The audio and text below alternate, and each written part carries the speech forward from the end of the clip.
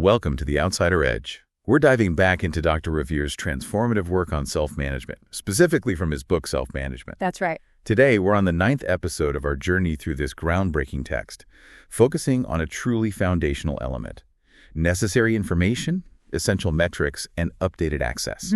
Absolutely key stuff. Okay, let's unpack this. If you're looking to distribute decision-making within, well, any system, you might think the biggest hurdle is just getting people to make decisions. Right. You'd think so. But Dr. Revere suggests there's actually a much deeper challenge, and it really revolves around information. Information itself. Exactly. What's fascinating here is that Revere identifies two crucial aspects for, really effective decision-making and problem-solving. First, it's the information that's available to the decision-maker. What they actually have access to. Precisely. And second, it's how they process or use that information. Yeah. For this particular Outsider Edge, our mission is really to explore that first point, the availability of that necessary information.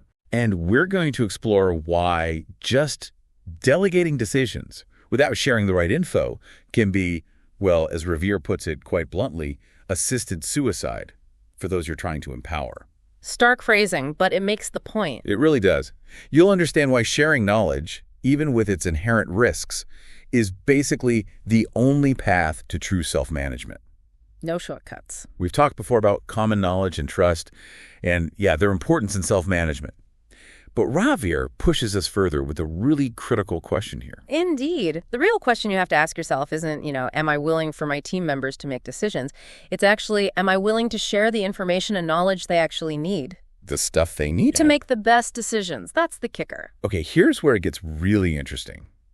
Dr. Revere points out this core paradox. If you let a team member make a decision, you assume the risk of error, the cost of correction.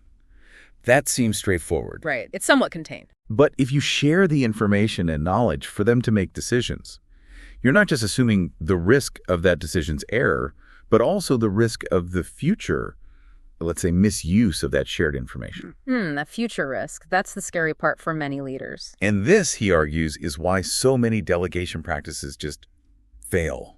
It's a powerful observation.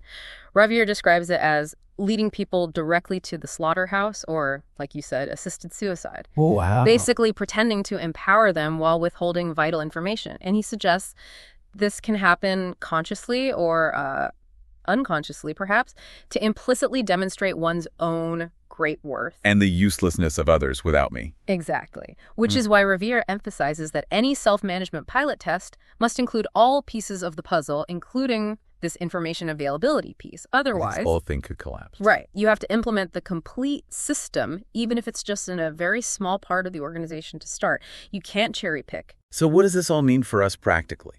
How do we get started? Dr. Revere gives us this fascinating exercise. He asks us to imagine an area where you want to implement self-management. Okay. As if it had no boss, no higher entities, and the members could only speak among themselves. No talking to other departments or people higher up. Right, a sort of thought experiment. Within this imaginary construction, the key question for the information necessary quadrant of his canvas, that's graph 15 in the book, is, what information or knowledge would the members of the self-managed area need to have? If they were totally self-contained. If they couldn't communicate with bosses, superiors, or other departments? And the first step is crucial.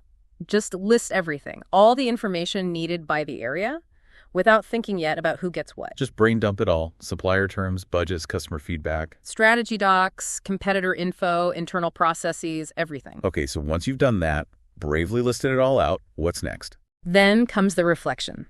Dr. Revere pushes you to ask yourself, are you actually willing to share that information? This is the gut check moment. The real test. You then categorize it into 3 levels. 1, info accessible to all members of the area. 2, info only for certain members, maybe due to specific roles. And 3, info that stays outside the area, it's not shared there. And this process gives you what?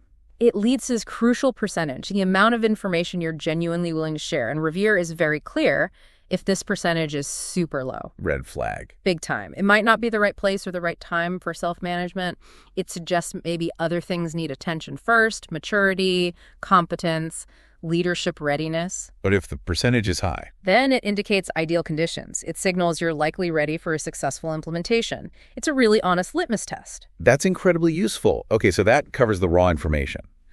But Dr. Revere then moves us to métricas esenciales, essential metrics. Right, because just having information isn't enough. It can be overwhelming. Data overload. Exactly. He cites Ricardo Semler, the famous leader of Semco, who realized that the truly relevant information for almost any area or position, well, it can often be distilled down. How far down? Down to maybe just 5 or 6 essential data points or metrics. Think about that. Wow, 5 or 6. That's a powerful simplification. How do these metrics actually help build what Revere calls common knowledge? Well, by prioritizing and, processing all that information, you find that what's truly important, what really drives performance or understanding, can often be reduced to these few concrete metrics. The vital signs. Pretty much. And understanding these metrics, seeing them regularly, that fosters cohesion. It builds that common knowledge base.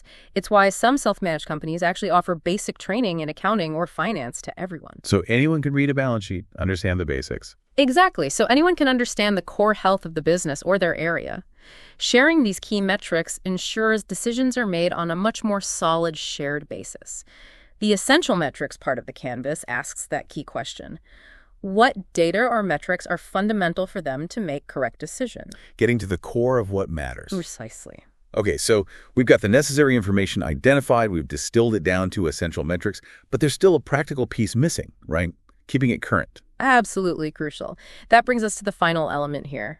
Acceso actualizado, updated access. It's not enough to define the info and metric. They have to be live. They have to be live. Revere emphasizes that both the information and the essential metrics must be permanently accessible and updated for all members of the area continuously. Not just a report someone runs once a quarter. Definitely not. Think live dashboards, real-time updates where possible. Otherwise, you risk people making decisions on old news. Right back where you started. So the final exercise in this section of the Canvas, graph 17, is about the how, reflecting on what you can actually do to ensure all members have this updated access.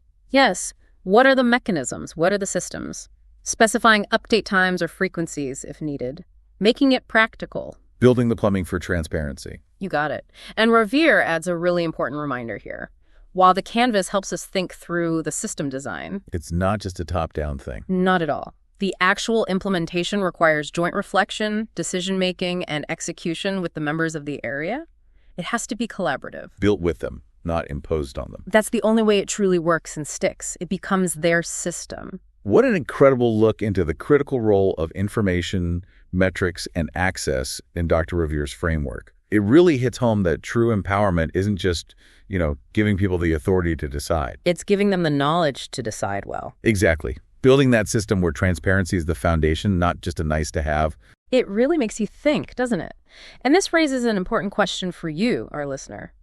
If you were to apply these principles in an organization, how might really reevaluating information sharing and metric accessibility challenge the traditional power structures? Or even just the assumptions people hold. Right. Think about what information is currently guarded as need to know. What would happen if that flowed more freely?